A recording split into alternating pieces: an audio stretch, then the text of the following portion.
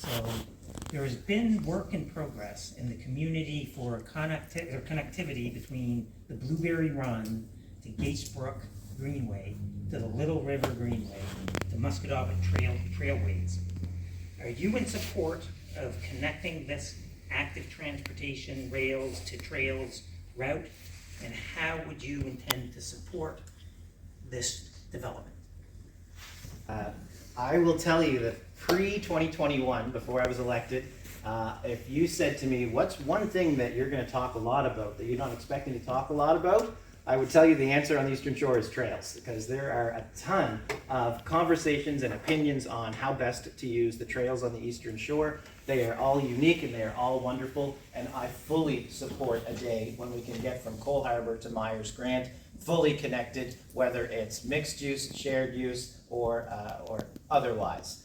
The issue obviously was quite loud in 2018, 2019 with certain sections of the trail, whether they were going to be shared or mixed use or pedestrian only or motorized only. But I will tell you, a lot of good work has already been taking place to make this connection happen, or these connections happen. There are 3 legitimate challenges to get from Cole Harbour to Myers Grant. Starting with the easiest one, there's one section of the trail that was inadvertently sold to a private landowner, and he has a business that he's working on building up, and until such time as he's ready and confident that the business and what he wants to build on this land is approved, he's not willing to share his piece of land with the rest of us. That is perfectly within his rights. He owns that land. I am confident that he will ultimately share it with everyone, but he invested to make money, and I respect that, and I think that everyone should respect that. Number 2, the other challenge is crossing the 107 and number 7 intersection in Musquodoboit Harbour. There have been 2 or 3 different design ideas to try and make that connection happen. I believe there's a solution there within one of those 2 or 3 designs, and ongoing conversations with both the MTA Little River and the Gaetz Brook Greenway to try and figure out the best one. The last and biggest hurdle to overcome is getting from Porters Lake to Chesuncook on the 107. So everywhere else where there's rails to trails, the railway turned into a trail. The 107, the rail turned into the 107. So there's not a lot of room there to share the highway with a potential trail. Plus there's complications because it's 100 series highways. It's a whole kettle of worms. I will tell you that there is work ongoing to figure out a solution to that problem as well. The Trans-Canada Trail Network, Mr. Brendan Blotnicki, he has funds available to help. We just need groups to come together and see the vision together and apply for funding together. And I think that's part of the job of the MLA, to make sure that these trail groups work together for creating something that everyone can use, okay? Thank you very much. Thank you. Doyle? You know, this is going to be really short. I actually agree with everything that Ken said. The whole purpose of the kind of rails to trails, it's not just about actually having them all connect, but it's also about connecting communities, right? That's the benefit. It's not only I can actually drive my bike longer, but people can actually visit communities on the trail. Nobody wants to be walking on the shoulder of the number 7 highway. We have people who want to have active lifestyles. We have people who want to actually move, whether it's through bikes or through other non-motorized vehicles. We also have people who want to use trails for motorized vehicles. So there has to be a long-term vision on the trails that everybody actually can participate, because that's what it's about, participation and connection. Everything that Ken said, I will agree with. But I think it's important to look at, it's not just about the trail, it's what the trail represents. It's about connecting communities. Okay, thank you. Yes, the trails. That's always a really good subject, because if you bring it up, it's a lot of opinions. Right now we have sections of trails that you can only pedestrian only, and some are ATV only. And the reason is I know it's a touchy subject, but generally after I talk to people, experience is that it's hard to have a motorized vehicle trail with pedestrians on it. Because if you're a mother with a stroller and a dog, you have a hard time walking on a trail with a 4-wheeler. And that's just the way it is. If you have pets and children, they have ATVs or the side-by, and we need to combine them. And, yes, we have to talk to everybody because they have the opinions, and everybody's opinion is valid. Somebody with a four-wheeler deserves a trail. Somebody walking on the trail deserves a trail, because it's a shared community thing.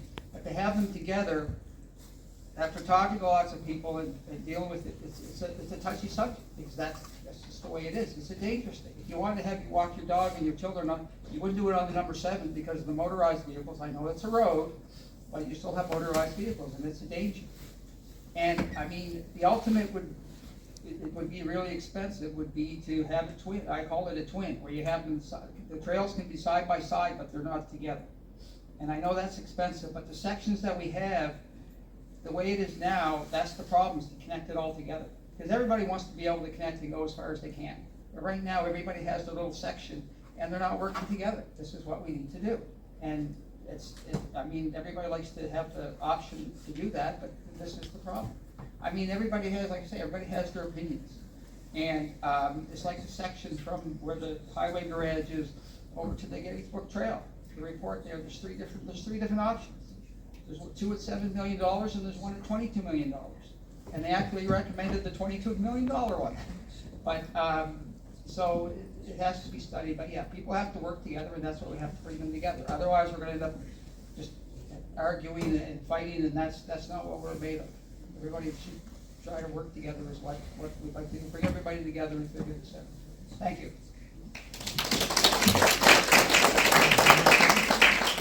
Our sixth question of the night, and this is Doyle will start off the answering process, is around environment, the construction and demolition processing facility. So regarding the processing, the proposed Porter's Lake Echo construction and demolition processing facility, it has been suggested that a provincial land swap for land in the Aerotech area away from the schools and residents would be more suitable for this industrial facility. What is your position, and would you support this facility moving? Thank you. Yeah, the short answer is yes. When the decision was made to not go forward with the C&D gum, and Community Council made that decision, they applied what I think is appropriate, compatibility to communities. It is not compatible to that community. As we know, that was appealed to courts. And the court is saying that the councillors were biased and that compatibility was not one of the factors that should be considered. Problem is, we can't rewrite the rules after the fact. So can we find a solution? That is where hopefully negotiation comes in. The idea of having a land swap where we can go and say, look, you want to have a site, you need this much land, we'll give it to you and we'll swap. But that hopefully means that the landowner would engage in that. Do we currently have any legal way to enforce that? I don't know. We're going to wait to see what happens with City Council. If I had to predict what was going to happen, I think City Council is going to probably approve it based on the letter of the criteria, which was the reason it went to court. I hope that that's not the case. Hopefully they can find another way of saying you don't meet something, a new environmental assessment. But to answer the question, do I support a land swap? Yes. Should we be looking at reinstating criteria that includes compatibility? 100%. Can you make it retroactive? Unfortunately, generally we cannot. And it's not just with C&D dumps, it's other types of infrastructure. I was actively involved in cell phone siting towers in our community where they wanted to put a cell phone tower on Lawrencetown Beach. Not opposed to that, because we need cell phone towers. But we need an integrated plan that makes sure that we have the coverage across the whole area. To not allow individual companies to choose where they can put it in the cheapest piece of land. And particularly if that cheapest piece of land happens to be behind one of the iconic vistas in our province. So compatibility with communities is important. There are communities. HRM needs to look at their criteria. And instead of saying compatibility is not part of the assessment process, they need to reinstate compatibility as part of the assessment process, so no community has to go through this again. Thank you. Kevin? Thank you. Yeah, the land swap for the recycling demolition process, very short. No, the demolition processing plant should not go there. What I've heard is narrowed down to, they put a high school in an industrial park, and now they want to put an industrial site on a residential area. No, they shouldn't have done this. This has been going on for 8 years. And the funny part was, legally it might have made sense, but they were not letting having the two councillors have the opinion, because they were in favor and promoting themselves for what the residents wanted, which I still can't get my head around. That's what their job is, to know what people want. And I don't think there's too many people want a processing plant there. So no, if they've been at this for 8 years. I mean, if they had to use their energy to find a better place in 8 years, they probably should have used the energy for that. Because as the city grows, again, as the city grows and the province grows, we're gonna need one of these. Probably maybe more, but you have to find the proper location.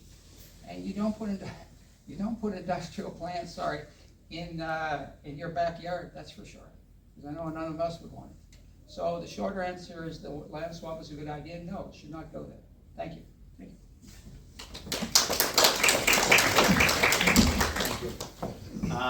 Again, short answer, yes, of course, I will commit to everyone here tonight that if successfully re-elected, I will reach out to the proponent, and I will connect the proponent with the appropriate people at the Department of Public Works who looks after Crown land acquisitions, and see if there's an opportunity for an existing piece of Crown land to be traded with them. Thank you.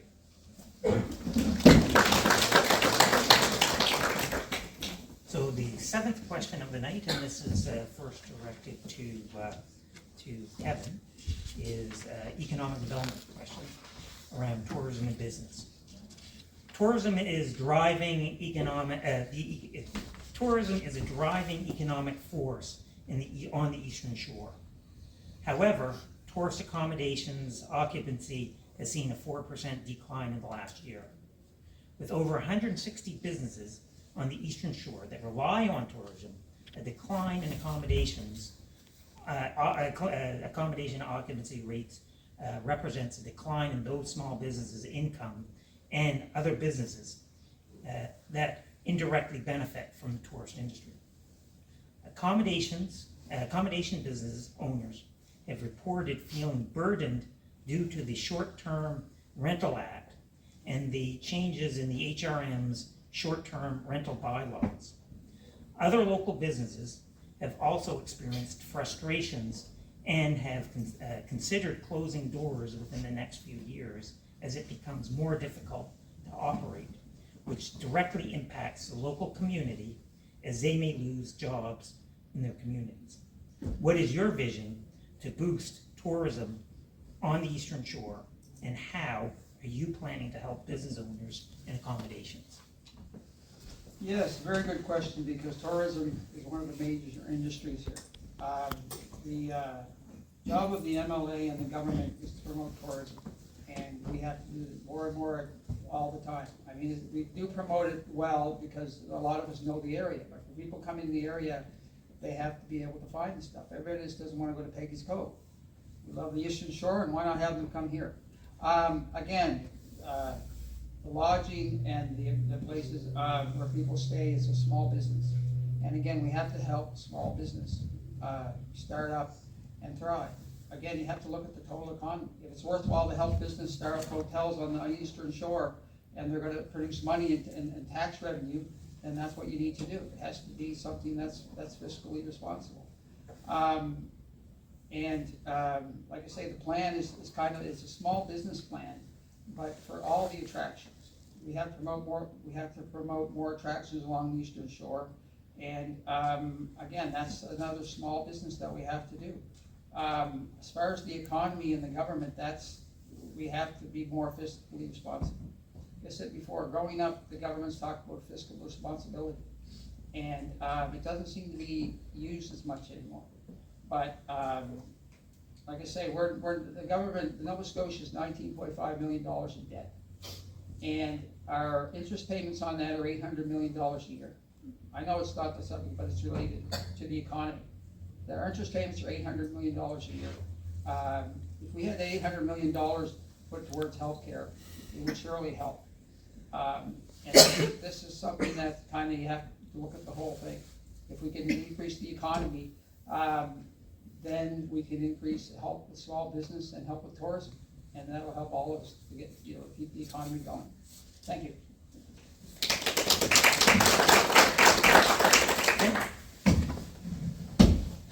It's a really, really good question, and it's certainly one that I've had multiple conversations with over the last few years. So it's no secret that the housing crisis that we're in, we talked about that in an earlier question, and one of the things that was contributing to the housing crisis was the increase in short-term rentals in the HRM.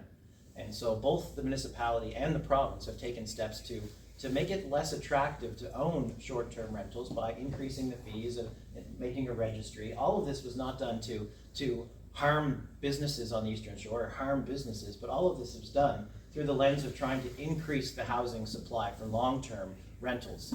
So an unintended consequence of that in a place like Porters Lake, Musquodoboit Harbor, and further down the shore is that there are limited accommodations.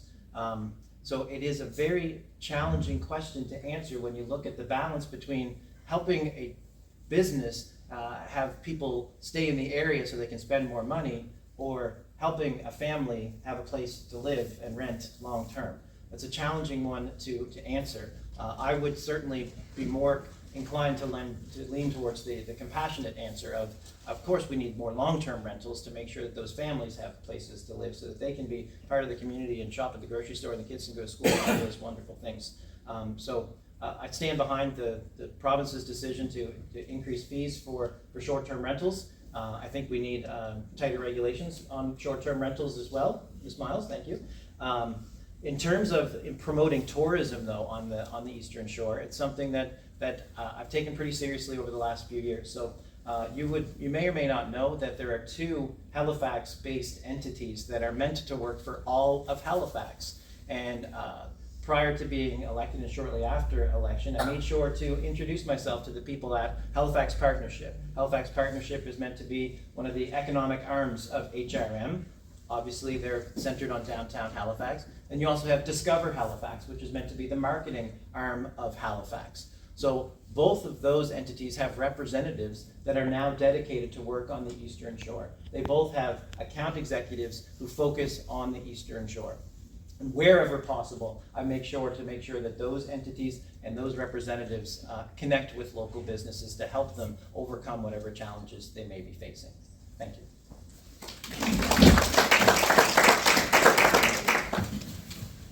So tourism is one of our greatest industries, particularly on the Eastern Shore. We have a beautiful drive, minus some of the bumpy roads as you go further east. But tourism relies on infrastructure. So we have tourists now who want to share their experiences. They go in the Thousand Islands, or go kayaking off the coast. They want to go down further, but they want to share that through Instagram. They want to share it through Facebook, and there's no cell coverage.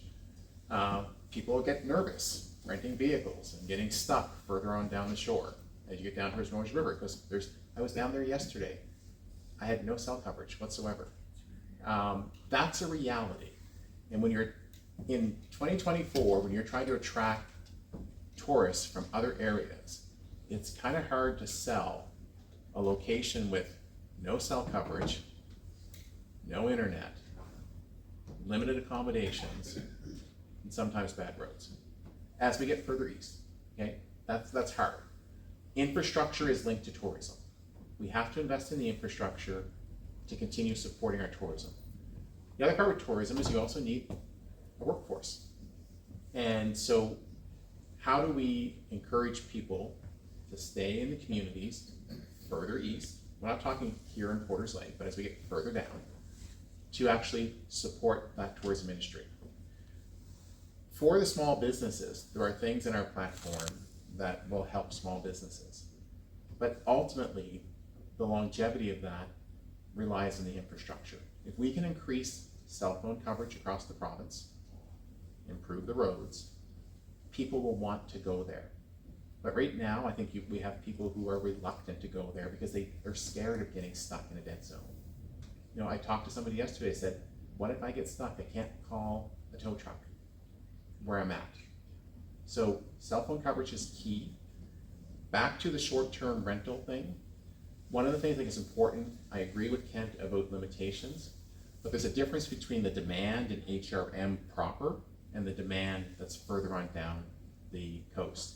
And I would like to see a tiered approach to those fees where the demand for housing is at a higher peak, but those fees are not imposed when the demand is lower. We're penalizing people at the same rate when the demand is not the same as it is, say, in downtown Halifax when you have a piece of property in Bishop's Landing. That's a lot different. So I would like to see a tiered approach to that. But that's really kind of the large thing, is infrastructure has to support tourism.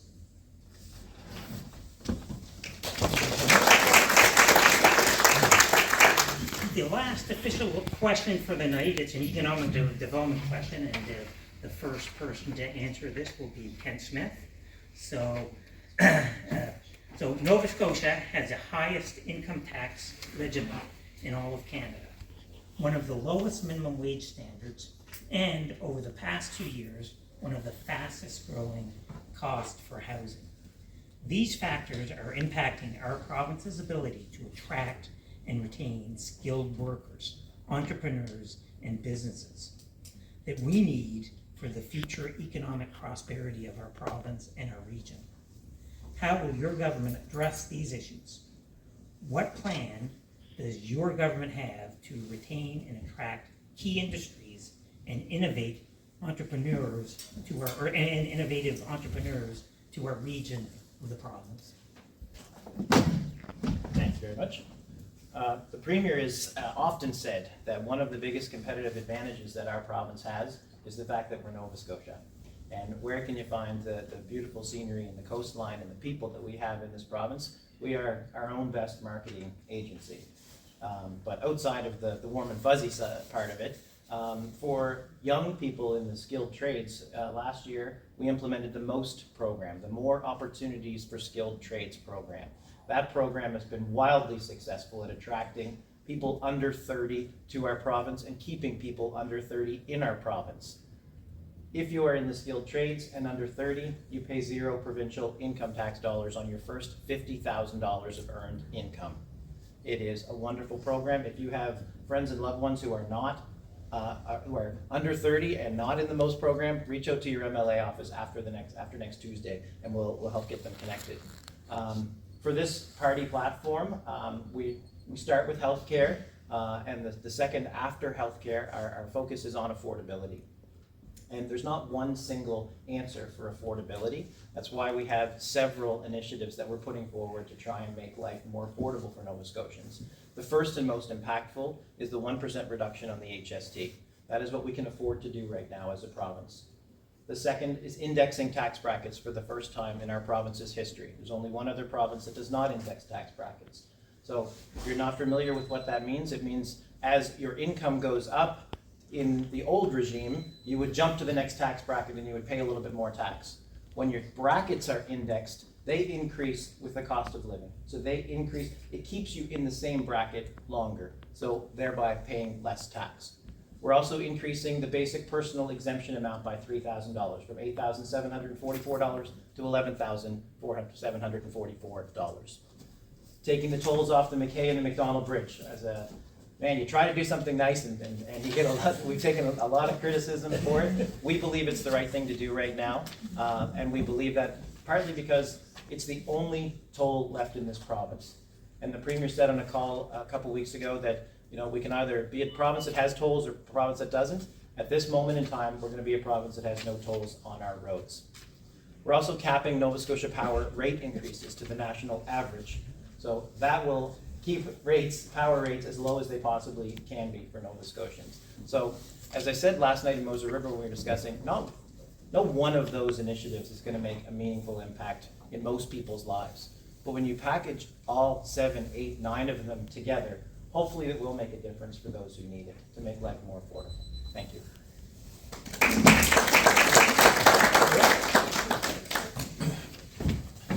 So, I'm gonna actually use notes here.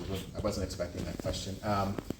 So with the more money kind of in your pocket is kind of the bottom line for attracting talent. A lot of our talent will leave the province because we're the highest taxed province in the country. If you can work in Alberta, where there's no provincial sales tax, and take home more money, we have people leaving and going to Alberta. So we have to make living in Nova Scotia more affordable. The people will come back, or more importantly, people will stay. So some of the things that we're looking at to make things more affordable here are very similar to the PC platform, but I think we've gone a little bit longer, a little bit further. So we're looking at removing 2% off the HST. And all we're doing with taking the 2% off is actually giving you back what you should have had before. Because a lot of us in this room will recall when the GST was reduced from 7% to 5%, Nova Scotia didn't transfer that to you. They actually increased the PST to offset that. That's why we stayed at 15%. So we're basically going to take 2% off the HST. We're taking HST off all grocery items. A lot of grocery items are not taxed, but there are things that are. A lot of people have busy lives. They have prepared foods, whether it's salad, snacks for their kids. That's all taxable. That's coming off. It's a little bit. We're also going to be looking at lowering energy bills. We're looking at raising the basic tax even further than the PC platform. We're going to be raising the basic tax up to $15,000, and that's going to save more money. The other thing we're looking at too, and we haven't talked about this, is a lot of people are upset about the carbon tax. The reality is that we didn't have a carbon tax before the current government. We had a cap and trade system. When the cap and trade system was abandoned, the federal carbon tax was imposed upon us. A Liberal government will renegotiate a cap and trade and remove the carbon tax. That's more money in your pocket, saving at the pumps. We also want to invest in renewable energy, because energy is a big driver. Heating is a big driver of energy. Currently, our plans in Nova Scotia are to export energy and hydrogen energy outside the province, instead of using it here for Nova Scotians and reducing costs for Nova Scotia. We will actually be trying to increase competition with renewable energy in the province so that Nova Scotians benefit from our resources as opposed to our resources being exported. Exporting those resources is a bad idea. If you doubt it, ask anybody from Newfoundland. Look what happened with Churchill Falls. We need to keep our resources in this province to benefit Nova Scotians. Thank you.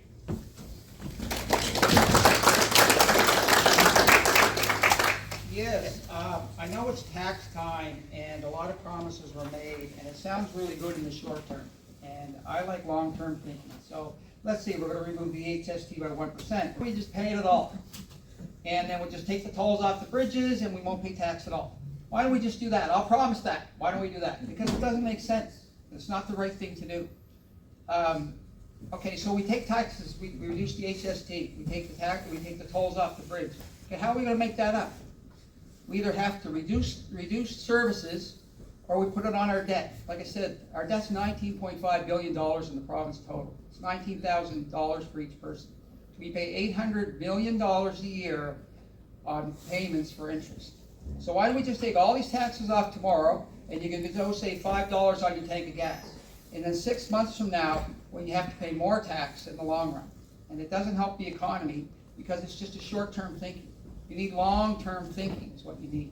And to give these grabs at election time, I mean, why don't I just give you a stairway to the sky? Because that sounds just as good as the tax rate. Yes, it sounds great for today, but 6 months from now, and when your kids and grandkids have to make up the difference for the debt we're in, and take it away from healthcare, $800 million we're paying every year for the debt on the interest. If you had that in healthcare, which is what everybody's concerned about, then that would make the difference. But, what else can we promise you during election time? I mean, we're smarter than that. That's the thing. Politicians go, well, they don't tell the truth, and they make up these stories and they promise the stuff because you have to be realistic. And just to give you an election thing, that's not what I'm going to do. But I mean, I think you guys are smarter than that. So thank you. I just want to make one comment. So I've been living or working here on the Eastern Shore for the past 6 years. So this is my second candidates debate that I've had to moderate. prior to that, I lived on the South Shore. And the one thing I can say, and I moderated a number of candidate debates on the South Shore. The one thing I really got to comment is how wonderful and respectful our candidates here are tonight. It is so wonderful. The civility, the moderated things that got a little out of hand and a little heated from time to time.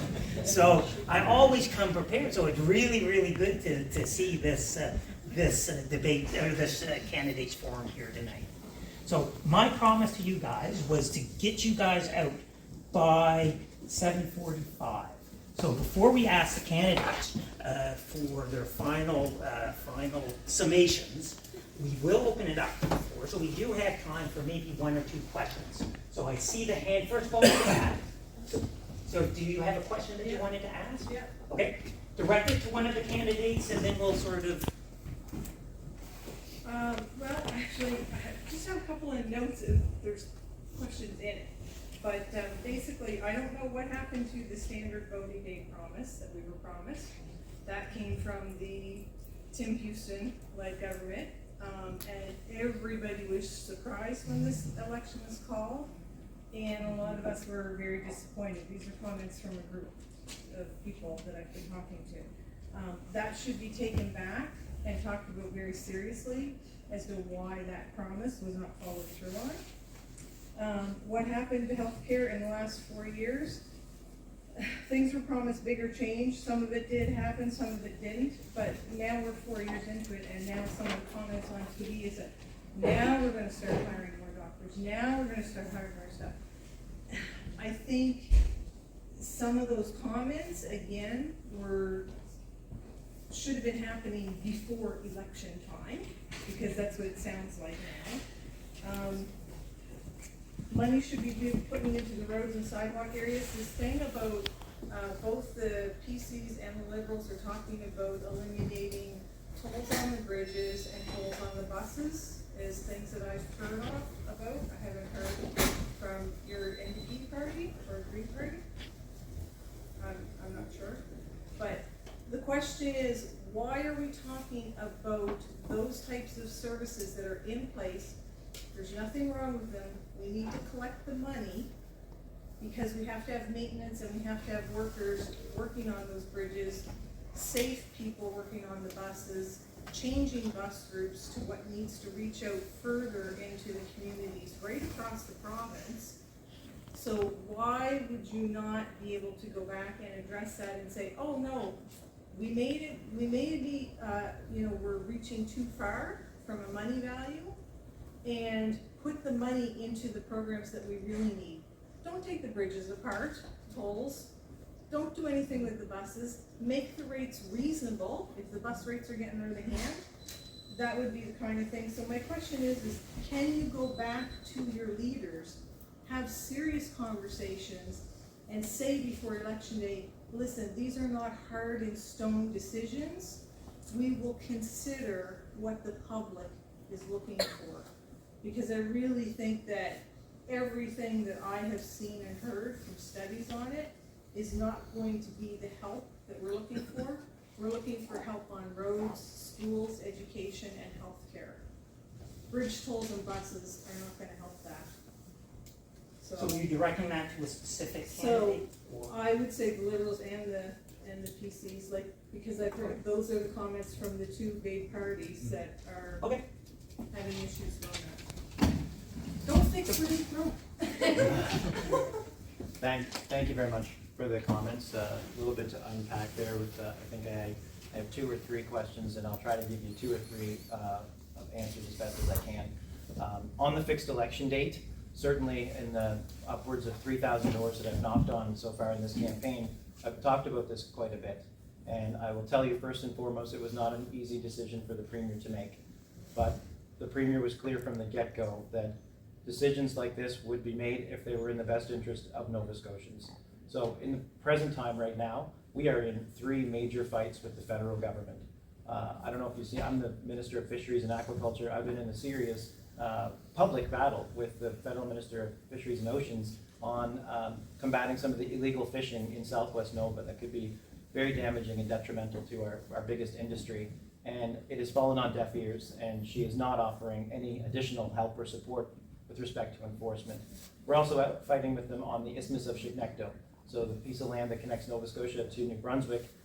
They've agreed to pay for half of the repairs, but we don't feel that we should be paying any of the repairs, as it is a national connector that connects provinces in our country. And for us, it is what makes a nation, is that we have free transport between provinces, and the federal government should be paying for that. And the straw that broke the camel's back was the federal immigration minister a few months ago, who said that he wanted to send 6,000 asylum seekers to Nova Scotia. The premier went out publicly and said, no, unequivocally, no, we cannot handle 6,000 additional asylum seekers. And in response to that, the federal immigration minister went on the news and said, we can't take that premier seriously right now. He's in election mode. So the premier comes to caucus and says to us, we have a federal minister saying publicly that he can't take a premier of a province seriously because he's in election mode? What do we sit on our hands for the next 8 months and they just dictate everything to us? So the decision was made that no, we were going to stand up for Nova Scotians, and we were going to call an election, because in December, you know what, we won't be in election mode, and hopefully we will come back with a stronger majority to battle the federal government on 3 important issues for Nova Scotians. So I know that not a lot of people have listened to that explanation, and some agree with it and some don't, but I believe in it. I'm standing behind it. With respect to doctors, I'm standing by our doctor record as well. We have 265 net new doctors in our province since 2021, and we have a brand new doctor in Sheet Harbour that was recruited through the Practice Ready Assessment Program. So in this constituency and in the province overall, we have more doctors today than we did 3.5 years ago. I can't recall the last part. I think it was about the tolls on the bridge. The clock is saying I have 18 seconds left. I talked about the tolls earlier, that at this moment in time, we're a government that does not want to have any tolls in this province. We want to keep that money in the pockets of Nova Scotians where we think it belongs. Thank you. But will it be rediscussed? That's my question. Can you go back and not say? We're gonna let the other candidate, so I'll ask Doyle to speak to the issue, and then, yeah. Thanks for your question. A couple of things there. Starting with the fixed election, there's no reason why we should be in election mode right now. That was a promise that was made to say nobody in power should have the ability to control when it was advantageous to themselves. The things that Kent just talked about, working with the federal government, that could be happening now. Instead, we're in election mode. Mr. Houston is basically calling an election not for you, he's calling an election for himself. He wants to sow confusion, which is why you'll hear in all the ads about the federal government, about Mr. Trudeau. He's not running against Mr. Trudeau. Mr. Houston wants to be the Premier of Nova Scotia, not the Prime Minister of Canada. He's running against Zach Churchill, Claudia Schender, and Mr. Edmonds, I believe. Those are the people he's running against. But he's trying to make it about a federal issue, and that's not the issue here. To your other part with regards to, are these things negotiable? Platforms are developed with one part of the party through policy development and policy engagement. My role as an MLA, if elected, is not to sell you the party line. My role of MLA, if elected, is to represent your concerns in the legislature. I may not agree 100% with every concern, but you still deserve to be heard. So, is it negotiable? I don't know if it's negotiable. Will your concerns be brought back to the party to say that this is what we're hearing in the door? Yes. Whether it's now or after the election, the job of an MLA is to represent you, not to be the PR section of the party. The party has made a platform, and with our stuff with the bus, I personally agree with taking the tolls off bus because it's going to reduce congestion, reduce smog, help the environment. That's the purpose. Tolls on the bridge, that's a different ballgame. People in Yarmouth and Cape Breton don't want to be paying for a bridge repair, they don't have to. I see it as an investment. But my job is to represent you and bring your concerns back. And so, as I said earlier about policy being fluid and not dynamic, policy changes based on whether it's working, how people are perceiving it. I can't tell you what will change. What I can promise you is your voice will be heard. Thank you.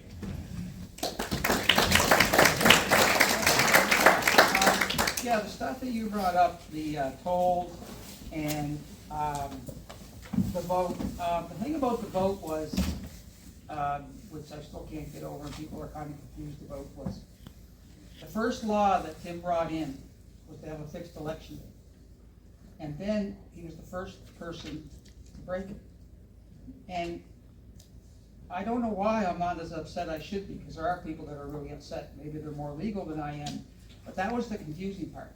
And I hate to say, if I was Tim Houston, I'd probably call election now too, because he is higher, and he's been pretty high in the pretty high in the polls. We've gone through 4 provincial elections in the last 3 or 4 weeks, and one reason is says they don't want to have an election next year with the federal, because apparently some of the leaders are not as popular as they thought they would ever be. But that's the confusing part, that he brought the law in and he was the first one to break it. So it was like, what was the point? It was like, that was just a waste of time and money, because what was the point of that? It's like making a rule and then break it, first person to break it. It doesn't, anyway, that was that. The other thing again about the bus tolls and things, yeah, we have to look at the total, everything has to work together. And that's why these promises of tax reduction and all that, yeah, I'd love to have to pay no taxes, sorry. But, yeah, but you have to look at it, it has to make sense. You take the money tomorrow from here, and then we'll just grab from you and your kids and grandkids 20 years, 100 years from now. And it needs long-term thinking. I know everybody's trying to get their term in for 4 years, and when I do, I might, want to do that either, but it has to have long-term thinking. Thank you.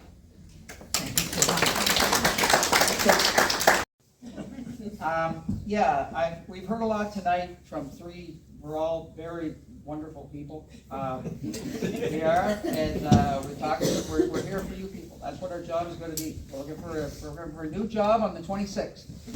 Well, the 27th when the votes are all counted. And we all know the problems.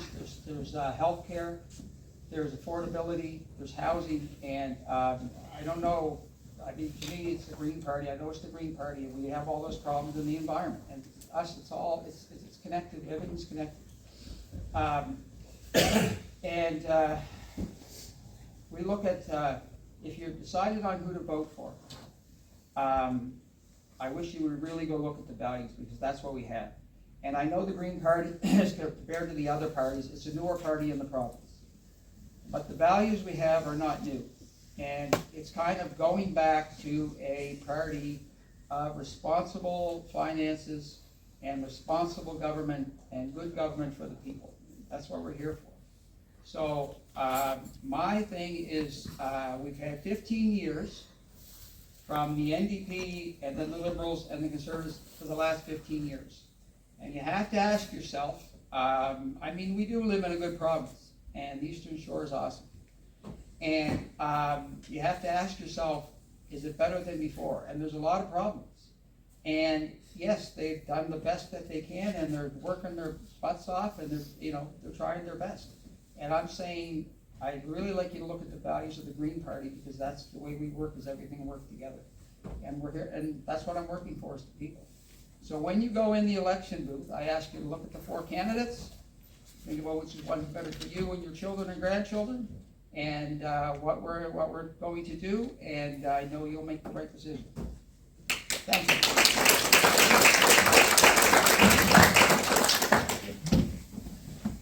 Thank you, everyone. Thank you for taking the time to come out tonight. The weather's much nicer tonight than it was last night in Mose River, and I think most of us are a little closer to home tonight than we were last night. So, in 2021, when I went door to door, I talked to a lot of Nova Scotians, a lot of people on the Eastern Shore, and as green behind the ears as I was at that point in time, people would say to me, what is your plan? What are you going to do? And the first thing that I said was, I'm not really sure, but this job is so interesting in that it's one of the few professions that you can have that literally has no job description. The only thing we're required to do as MLAs is sit in the legislature when it is in session. Outside of that, you're free to be an MLA as you see best fit to be an MLA. So I told people on the doorsteps that I would create a job description for MLA, and I did that for 6 or 8 months. That's posted somewhere on our Facebook page, and if anyone wants to see it, then it's out there. At the heart of my job description that I created with assistance and feedback is responsiveness. So I would be a very, very wealthy man if I had 5 cents for every time someone on the Eastern Shore said, "Thank you so much for getting back to me. Thank you so much for getting back to me," as if it was like a surprise to them that their MLA was responding to them. Also in 2021, I told people that I was going to do a housing inventory of the vacant and derelict houses on the Eastern Shore.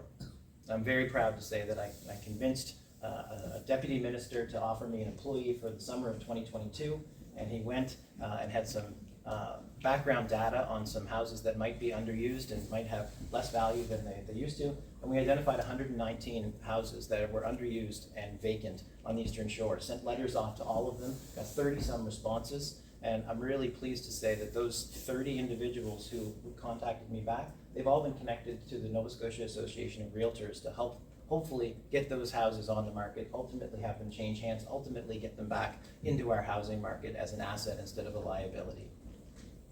The other thing that I told people in 2021 is that I would have an accountability meeting every year. So in this job, again, it's a silly job, it really is, in that we don't have performance reviews. We have performance reviews every 4 years or every 3.5 years when there's an election. So I'm proud that in September or October of each of the last 3 years, I've hosted an accountability meeting where I've told people the number of emails that we've dealt with, the number of constituents that we've handled, everything that my office did in the last year and what we're looking forward to in the future. So I told people in October that I had more work to do over the next few years. I would love the opportunity to keep doing that work. So thank you very much again for coming tonight.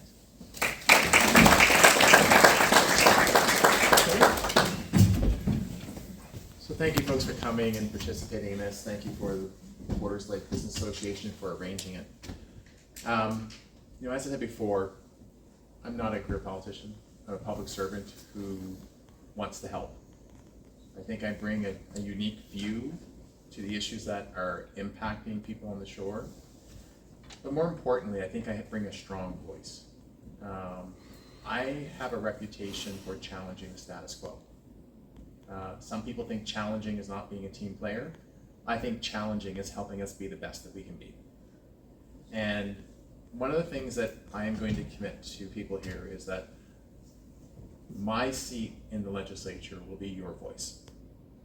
Not my voice, but your voice. I can't promise that everybody will agree with what I bring forward, but you will be heard. Your concerns will be raised. I have 3 platforms on my county campaign, and that is committed to our communities, because this is the community I love, solution focused, and accountable to you. And the way I'm going to be accountable to you is that my commitment is once a month in a different community, every month between this election and the next, I will be present. I will be there with the constituent officer to meet with you in your community and to have a meeting with you so you can hold me accountable for the things that I raise on your behalf. That is my commitment to you.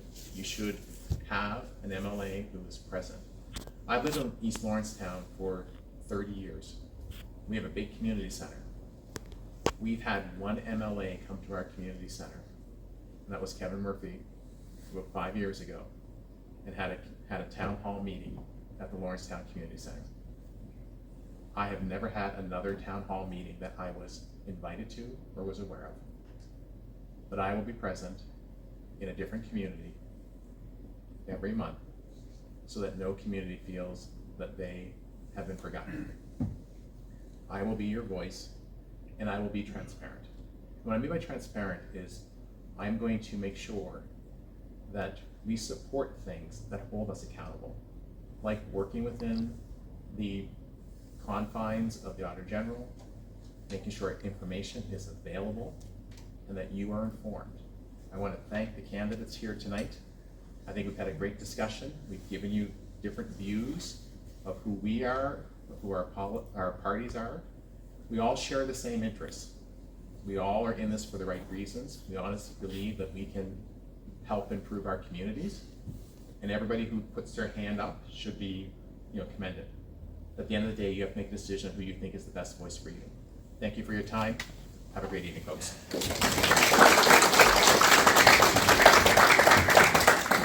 Thank you very much, everybody, for coming out tonight. It's been a wonderful evening. Again, I'd just like to, before I hand it over to Alicia, to say the final few words on behalf of the Porters Lake Business Association. I would like to comment that the PLBA is the newest and smallest business improvement district in the HRM. So we're very happy to be working with our elected officials, municipal, provincial, and federal, to try and make this whole area a better place to work in.